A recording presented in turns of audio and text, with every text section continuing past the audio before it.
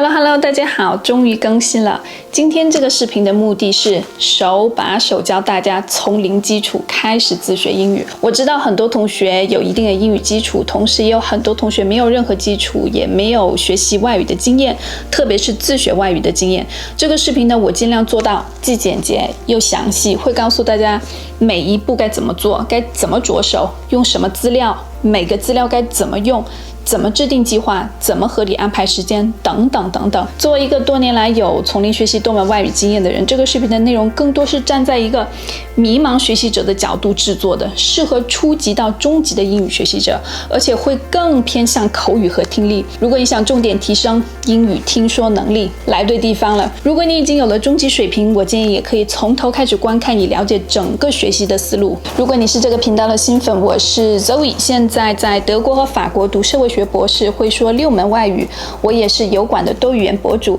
如果对我的故事感兴趣，可以看看这个介绍视频。希望看完这个视频，大家可以有清晰的英语学习方向。如果喜欢的话，请一键3连。废话少说，直接进入正题啊！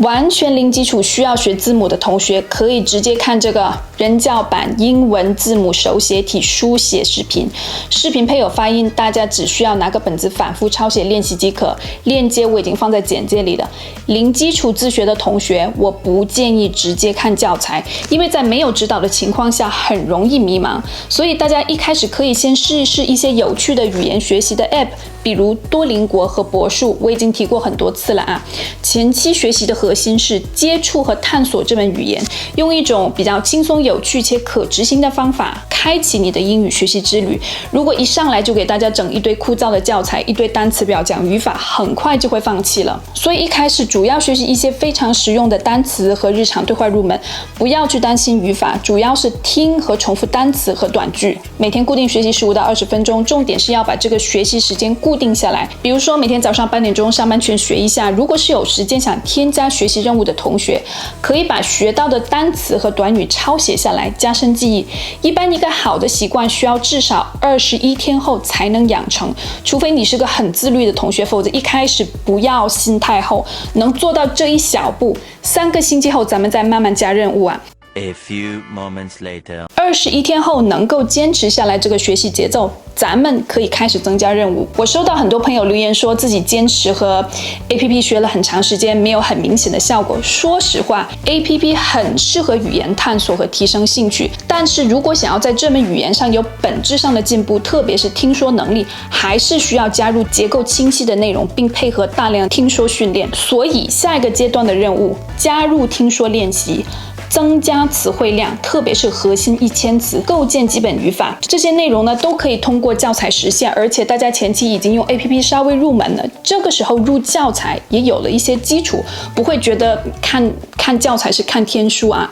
这个阶段的学习可以根据我和大家分享过的方法进行分配。具体来说，比如这里的核心学习资料，我推荐的教材，想学美音的同学可以看《走遍美国》，对话都非常贴近生活和实用。B 站上有配中英文字幕的视频全集，网上还可以找到中英文对照的文本，所有的资料链接都给大家放在简介里了啊。也可以直接在每日英语听力里看中英对照，还可以查词。英音的话就直接看新概念英语第1册，新概念入门很好，但是说实话中级后我就不太推荐了，因为有更多更实用又有趣的学习资料可以代替，稍后我们会具体讲到。第1册很适合小白入门，因为它的结构非常的清晰，而且循序渐进，1天1课的节奏应该还可以。B 站上还可以找到动画版，具体学习方法可以采用精听精读5步法，新同学可以看这2个视频了解，我这里就不再重复了。如果大家学新概念的过程中觉得很吃力，可以看一系列的讲解视频。我看了一下 B 站的Leo老师讲解就很不错，而且每一课不会太长。学习过程中需要查词的话，词典我推荐欧陆词典，其他的说实话我也没有用过。这个词典的好处是可以同步教材，比如你在每日英语听力上点这个教材查的词，全部可以同步到你的背词本。背单词呢，我建议不要要着急，消化教材上的单词就好。最后的听说训练部分，大家可以先做音标专攻的训练，完成后再加入一系列泛听训练。音标呢，不要着急一口气看完，一天专攻，比如说2个发音就好，也没有必要说一定要学了音标才开始学课文啊，会比较枯燥。可以和教材同步进行。音标想看中文讲解的，可以看英语兔，一般一集有2个音，非常适合，讲解内容也很适合华语学习者。国外的音标视频，我给大家推荐一些带口型的视频，大家可以注意观察和模仿。英音呢，可以看这个 BBC 音标视频，美音可以看 Lisa 美语发音。如果做完了音标专攻的训练，可以把这部分的内容换成泛听，这个时候可以听一些简单的视频或者播客。播客的话，我推荐 English Pod 每日英语听力里可以找到，每次可以听1集，对初学者来说不容易，但是可以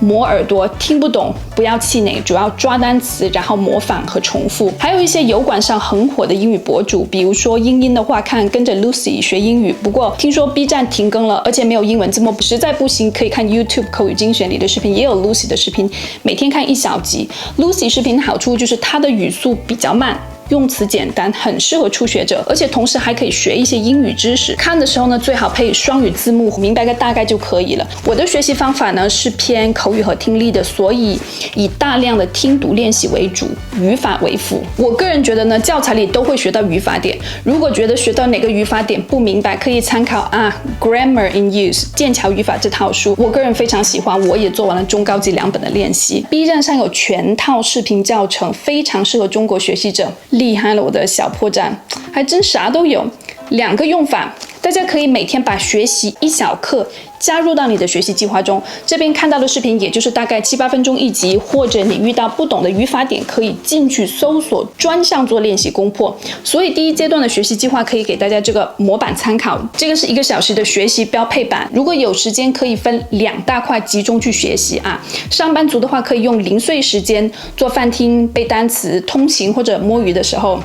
也可以背下单词或者听播客啊。这个鱼摸的还是有点上劲的嘛啊。这个阶段可以开始做一些简单的口语练习，大家可以在语伴软件上找语伴，前期不用纠结于对话，可以让对方给你纠音，比如读你学的课文，从一开始让母语者纠正发音也是个很好的方式。没有时间做语言交换，想要更迅速或者有了一定的基础，想进一步练习口语的同学，还可以直接使用一些优质的外教平台，比如说 Cambly 上有1对1的外教课或者小班课，有手机 App 也有网站，大家可以根据自己的时间灵活预约外教，还可以根据自己的需求定制学习内容，比如说考试口语啦、商业或者职场英语等等。It's like when I shoot with the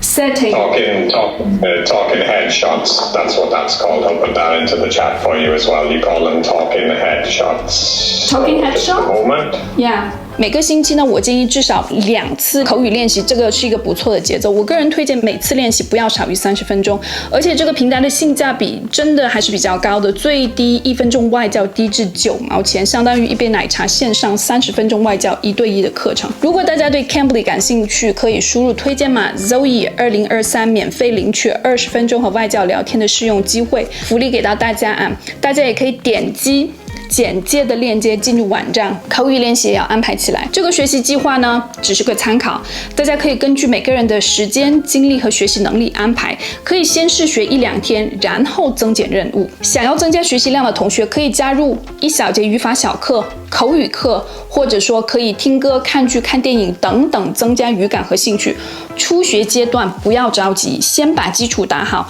消化核心教材，练习发音，为下个阶段做大量输入输出练习做准备。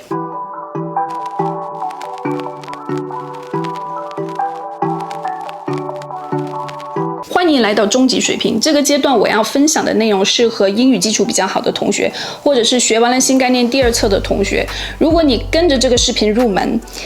过一段时间后到达中级水平再来刷的话，一定要留下你的脚印 ，UP 主一定会觉得非常非常的开心和骄傲。到了这个阶段呢，我建议就不要再用 App 了，需要加入大量的跟读、泛听和口语练习，你的英语水平才会有本质上的提升。所以我给大家这个阶段的策略是大量的输入和输出练习。再强调几个点哈，单纯背单词很低效，背了你也不会在语境中使用，需要通过在不同场景下接触到这个单词，比如说阅读、听力、对话里重复，形成本能反应，才能真正的掌握这个单词。单纯学语法也没有用，和死记硬背单词是一个道理的。语言你不用就是不会。我个人也不提倡背课文，理解或者是运用课文里的单词、造句，甚至是自己写一个对课文的理解和总结，都比你死记硬背强。这个阶段的核心学习资料选择非常多，都学到了这个阶段，重点是要选择自己感兴趣和喜欢的内容，才能保证学习动力。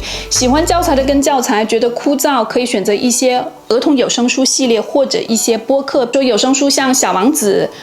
B 站和每日英语听力都有。By the way， 有声书的选择一定要注意，不要盲目选择，不要选择超纲的内容，比如什么莎士比亚啦、哈利波特啦，上来就搞它个什么文学名著，有很多特定的词汇查起来很辛苦也不实用，有的词你辛辛苦苦学了，背了可能一辈子也不会用到一次。所以当你打开一本有声书，读第一页，要问自己日常生活中会不会这么说话，会不会用到这些词语和句子。我这里可以给大家推荐几本我觉得不错的原著，比如说 Tuesday with Morrie 相约星期二，内容很适合学生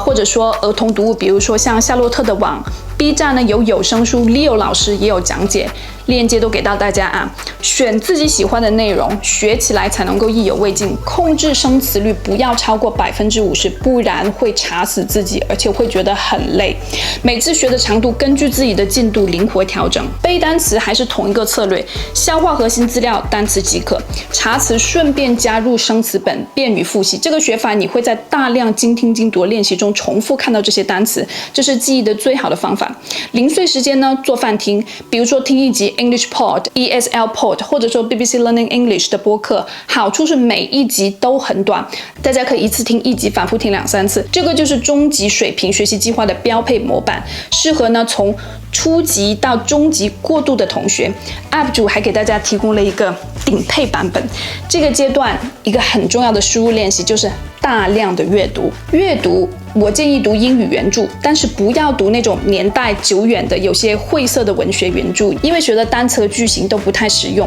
B 站上给大家找到了一个30本英语原著系列，水平很合适，内容也不错，还配有声书。有空呢就读几页 mark 一下生词，平时走路开车就放有声书。我有时候睡前也会听有声书，也是一个很不错的习惯。喜欢政治经济一类的话题的朋友，可以浏览 BBC、CNN 之类的新闻网站，不用读很长的文章，每天浏览一下主页，读读标题也可以。记得用欧陆词典取词功能查词加入到你的生词本啊。我一般不是所有的生词都加，我会考量一下这个词是否实用。很多非我专业的很特定的专业名词，有时候我只是查保证阅读的流畅度而已，不会刻意去记。